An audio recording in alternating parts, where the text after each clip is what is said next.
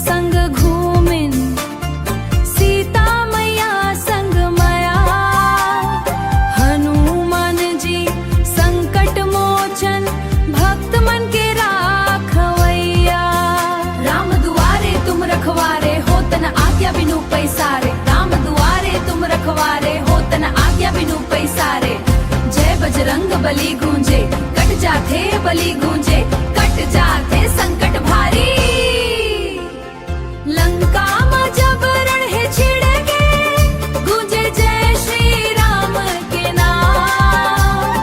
रावण के अभिमान टूट गए, जग बढ़ के प्रभु के मान।